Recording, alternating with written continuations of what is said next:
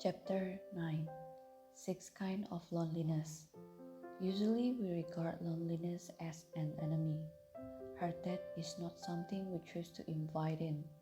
It's reckless and pregnant and hot with a desire to escape and find something or someone to keep us company. When we can rest in the middle, we begin to have a non-threatening relationship with loneliness. A relaxing and cooling loneliness that completely turns our usual fearful pattern upside down. In the middle way, there is no reference point. The mind with no reference point doesn't resolve itself, doesn't fixate or grasp. How could we possibly have no reference point?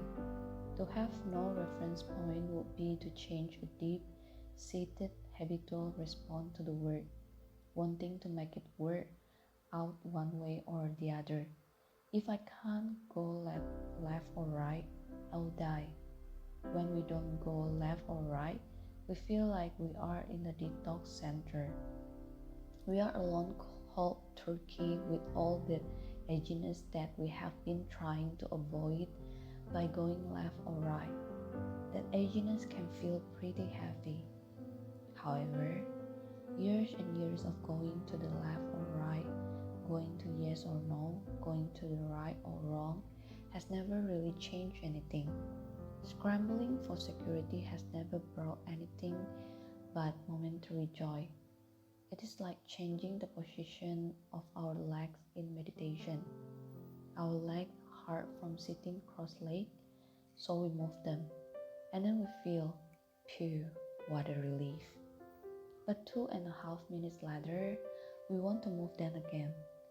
We keep moving around seeking pleasure, seeking comfort, and the satisfaction that we got is very short-lived. We hear a lot about the pain of samsara, and we also hear about liberation. But we don't hear much about how painful it is to go from being completely stuck to becoming unstuck. The process of becoming unstuck required tremendous bravery because basically we are completely changing our way of perceiving reality, like changing our DNA. We are undoing a pattern that is not just our pattern, it is the human pattern. We project onto the world a zillion possibility of attaining resolution. We can have wider teeth, a weed-free lawn, a strife-free life, a world without embarrassment. We can live happily ever after. This pattern keeps us dissatisfied and causes us a lot of suffering. As human beings, not only do we seek resolution, but we also feel that we deserve resolution. However, not only do we do not deserve resolution, we suffer from resolution. We don't deserve resolution. We deserve something better than that. We deserve our birthright, which is in the middle way, an open state of mind that can relax with paradox and ambiguity. To the degree that we have been avoiding uncertainty, we are naturally going to have withdrawn symptoms. Withdrawn from always thinking that there is a problem and that someone somewhere needs to fix it. The middle way is wide open, but it's tough going because it goes against the grain of an ancient neurotic pattern that we all share. When we feel lonely, when we feel hopeless, what we want to do is move to the right or the left. We don't want to sit and feel what we feel. We don't want to go through the detox. Yet the middle way encourages us to do just that. It encourages us to awaken the bravery that exists in everyone without exception, including you and me. Meditation provides a way for us to train in the middle way, in staying right on the spot. We are encouraged not to judge whatever arises in our mind. In fact, we are encouraged not to even grasp whatever arises in our mind. What we usually call good or bad, we simply acknowledge as thinking, without all the usual drama that goes along with right and wrong. We are instructed to let the thoughts come and go as if touching a bubble with a feather. This straightforward discipline prepares us to stop struggling and discover a fresh, unbiased state of being. The experience of certain feeling can seem particularly pregnant with desire for resolution, loneliness, boredom, anxiety. Unless we can relax with those feelings, it's very hard to stay in the middle when we experience them. We want victory or defeat, praise or blame. For example, if somebody abandons us, we don't want to be with that raw discomfort. Instead, we conjure up a familiar identity of ourselves as a helpless victim. Or maybe we avoid the rawness by acting out and righteously telling the person how we messed up he or she is. We automatically want to cover all the pain in one way or another, identifying with victory or victimhood. Usually we regard loneliness as an enemy. Her death is not something we choose to invite in. It's restless and pregnant and hot with a desire to escape and find something or someone to keep us company. When we can rest in the middle, we begin to have a non-threatening relationship with loneliness, a relaxing and cooling loneliness that completely turns our usual fearful pattern upside down. There are 6 ways of describing this kind of cool loneliness. There are less desire, contentment, avoiding unnecessary activity, complete discipline, not wandering in the world of desire, and not seeking security from one's discursive thoughts. Less desire is the willingness to be lonely without resolution when everything in us yearns for something to cheer us up and change our mood. Practicing this kind of loneliness is a way of sowing seeds so that fundamental restlessness decreases. In meditation, for example, every time we label thinking instead of getting endlessly run around by our thoughts, we are training in just being here without dissociation. We can't do that now to the degree that we aren't willing to do it yesterday or the day before or last week or last year. After we practice less desire wholeheartedly and consistently, something shifts. We feel less desire in the sense of being less solidly seduced by our very important storylines. So even if the hot loneliness is there, and for 1.6 seconds we sit in the restlessness when yesterday we couldn't sit for even one, that's the journey of the warrior. That's the path of bravery. The less we spin off and go crazy, the more we taste the satisfaction of cool loneliness. As the Zen master Katagiri Roshi often said, one can be lonely and not be tossed away by it. The second kind of loneliness is contentment. When we have nothing to lose. We don't have anything to lose but being programmed in our guts to feel that we have a lot to lose. Our feeling that we have a lot to lose is rooted in fear of loneliness, of change, of anything that can't be resolved, of non-existent.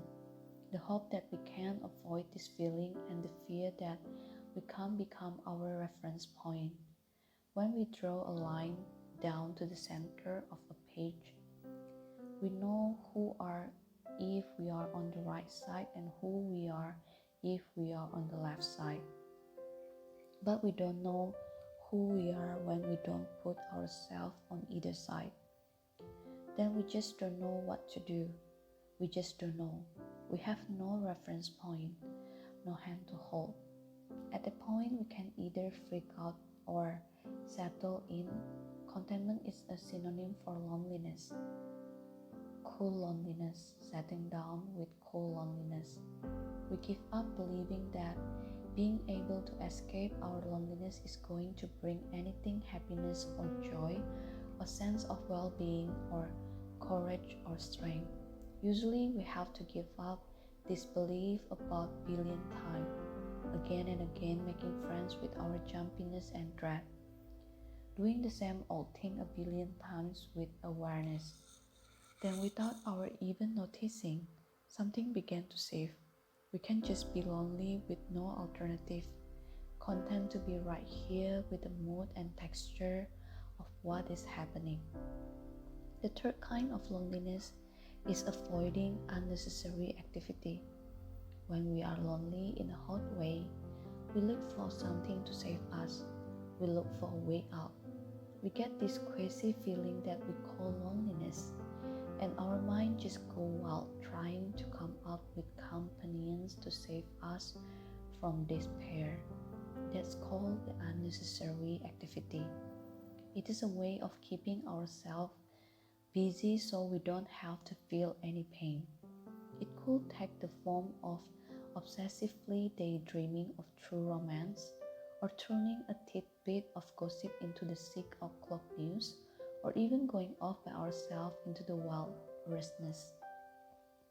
The point is that in all this activity, we are seeking companionship in our usual, habitual way, using our same old repetitive way of distancing ourselves from the demon loneliness. Could we just settle down and have some compassion and respect for ourselves? Could we stop trying to escape from being alone with ourselves? What about practicing not jumping and grabbing when we begin to panic? Relaxing with loneliness is a worthy occupation. As the Japanese poet Roikan say, if we want to find the meaning, stop chasing after so many things. Complete discipline is another component of cool loneliness.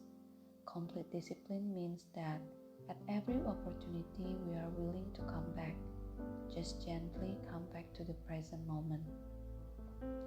This is loneliness as complete discipline. We are willing to sit still, just be there, alone. We don't particularly have to cultivate this kind of loneliness. We could just sit still long enough to realize it's how things really are. We are fundamentally alone, and there is nothing anywhere to hold on to. Moreover, this is not a problem. In fact, it allows us to finally discover a completely unfabricated state of being.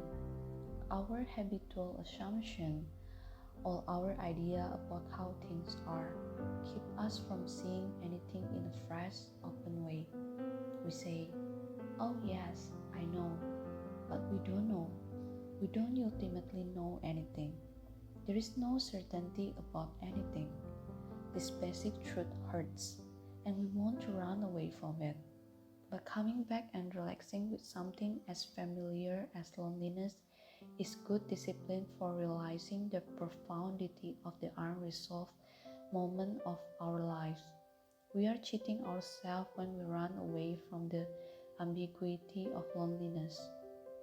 Not wandering in the world of desire is another way of describing cool loneliness. Wandering in the world of desire involves looking for alternatives, seeking something to comfort us, food, drink, people.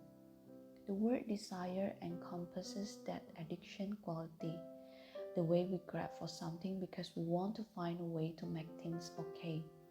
That quality comes from never having grown up. We still want to go home and be able to open the refrigerator and find it full of our favorite goodies.